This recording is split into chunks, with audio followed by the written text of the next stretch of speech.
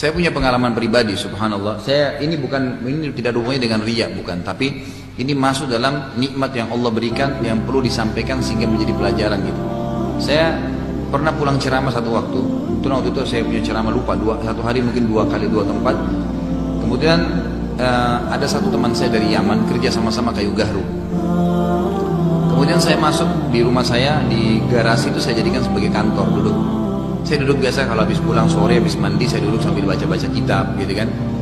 Kebetulan kayu gahru memang ada masuk dari Irian dan lagi saya titipkan pada teman orang Yaman untuk jual, nanti dia dapat persen gitu. Datanglah dia kepada saya, lalu dia masuk ke rumah. Saya tidak tahu nih dia bawa di garasi, dia lihat saya habis mandi, saya pakai baju thawb, terus ada teh, saya lagi duduk, nanti ada kelihatan nikmat di situ. Gitu.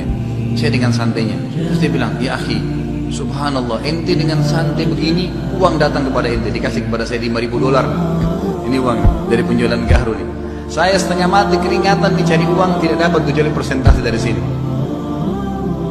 Saya balik ke dia senyum terus saya gini. Jadi kembali gini nih, di atas kepada Allah Subhanahu wa taala. Kalau Allah mau, apapun datang kepada kita. Apapun Allah mudahin kok.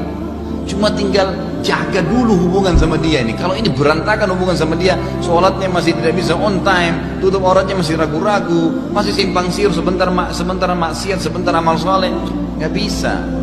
Istiqomah sekalian, gitu. Udah sekalian kita jalanin yang benar, tutup aurat yang benar, terapkan ilmu yang benar, sholat yang benar, semua yang benar, halal semua dinikmatin, haram semua ditinggalkan, apapun konsekuensinya. Udah, itu Allah akan datangkan dunia tunduk terhina kepada kita. Tidak perlu kita repot-repot, susah-susah mengurus. Ada orang subhanallah kalau punya dolarnya nggak boleh lecet sedikit, harus rapi jadi budaknya Amerika.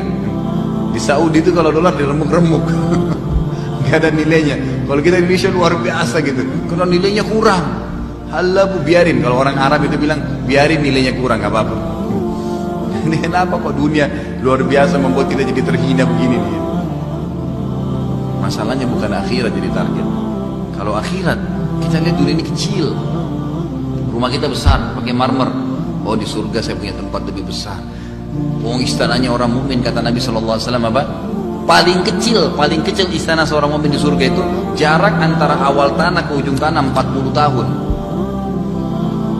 Tanahnya orang mukmin tuh yang paling kecil di surga, orang yang masuk surga itu jarak dari awal tanah ke ujung tanah 40 tahun. Bukan lagi 1000 meter, 2000 meter, 1 hektar, bukan lagi begitu. Bangunannya kata Nabi SAW, bangunan istana surga semua dindingnya dari emas. Dindingnya dari emas. Kita nggak mungkin buat di dunia ini dari emas. Semua emas dindingnya. Atap-atapnya tinggi, yang sampai 60 siku langit, 27,5 meter atapnya. Kalau ini misalnya rumah Ibu Imas, Mbak Samsul ini mungkin 7 meter, 10 meter, itu 27,5 meter atapnya, minimal istana surga, gitu kan? Itu banyak hal. Yang istana-istana surga dari luar bisa kelihatan di dalam, kata sebagian ulama hadis semuanya kaca, semuanya kaca. Semua dipenuhi dengan pohon-pohon buah-buahan yang kalau buahnya dicabut keluar lagi, dicabut keluar lagi. Kalau kita di dunia ini tunggu musimnya baru keluar. Itu pun kalau sempat matang, kadang-kadang diambil orang sebelum matang. Di surga baru dipetik keluar lagi buah yang sama, nggak pernah habis. Sampai dalam hadis kata Nabi SAW akan datang penghuni surga berkata, ya Allah saya ingin cocok tanam. Kata Allah, ada apa lagi hai anak Adam? Semua kau punya ada. Dia bilang, ya Allah saya mau coba cocok tanam seperti di dunia. Lalu Allah berikan kepada dia biji yang dia tanam. Dia cuma tanam, tekankan ke tanah surga, tumbuh langsung tiba-tiba depan matanya, tiba-tiba besar, tiba-tiba berbuah, dan tiba-tiba bisa dimakan sama dia, nggak pakai tunggu waktu. Itu hadis sahih, hadis riwayat Bukhari. Sampai waktu itu ada seorang badui, laki-laki badui bilang begini, ya Rasulullah, pasti itu yang minta-minta itu orang Ansar. Kenapa orang Ansar? Karena orang Ansar kan petani. Pasti itu orang Ansar nanti minta-minta tuh, mau minta cocok tanam di surga gitu. Sampai Rasulullah dan para sahabat tertawa gitu. Surga berbeda, akhirat mau dibandingkan dengan dunia nggak bisa. Ya. Pernah didatangi Hasan Basri, ditanyakan oleh seseorang, bagaimana menurut anda bedanya dunia sama akhirat? Kata Hasan Basri, mana bisa saya bandingkan dunia dengan akhirat? Dunia itu awalnya dimulai dengan tangisan, pertengahannya dimulai dengan cobaan, akhirnya ditutup dengan tangisan. Waktu kita lahir, bayi nangis kan? Hidup kita penuh dengan cobaan. Waktu kita mati juga ditangisi. Itu dunia. Masa mau dibandingkan dengan akhirat yang tidak pernah ada kesedihan, tidak pernah ada kesusahan, tidak ada masa tua, nggak ada capek, nggak ada cobaan, nggak ada semua. Imam Ahmad mengatakan dalam sebuah riwayat, kebahagiaan seorang mukmin pada saat kakinya masuk ke surga.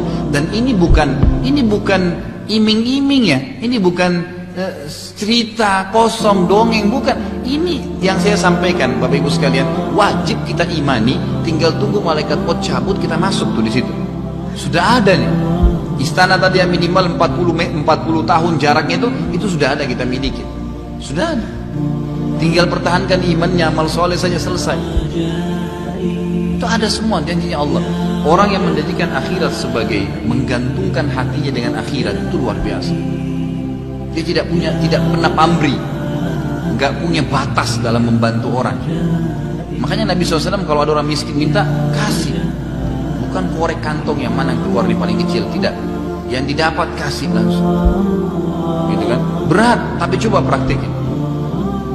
Saya pernah lihat ada orang lewat di jalan, ditarik pakai gerobak kecil, pakai roda, ada temannya yang tarik pakai tali, karena lumpuh. Itu saya berhenti, mobil saya turun, saya ada amplop ceramah, saya kasih langsung di tangannya. Coba saya lawan, gejolak setan besar. Kenapa kasih semua? Keluarga juga butuh. Enggak, a'udzubillahi minasyaitonir rajim, saya kasih di tangannya. Doain saya tinggalin. Subhanallah, waktu awal kita mau keluarin berat, begitu saya sudah tinggalin, pelong, alhamdulillah. Juga pernah ya saya bisa berinfak ratusan ribu, gitu kan. Jadi infak itu yang sebenarnya, Bapak Ibu sekalian, bukan yang kebetulan ya. Kalau yang kebetulan kita masuk masjid dan celengan, itu kebetulan, karena memang kebetulan ada depan kita. Kebetulan orang miskin lewat. Yang infak yang besar pahalanya itu yang Bapak Ibu jadwalkan. Ini kan? Kita memang keluar sengaja cari fakir miskin. Pernah nggak itu? Sengaja keluar cari fakir miskin.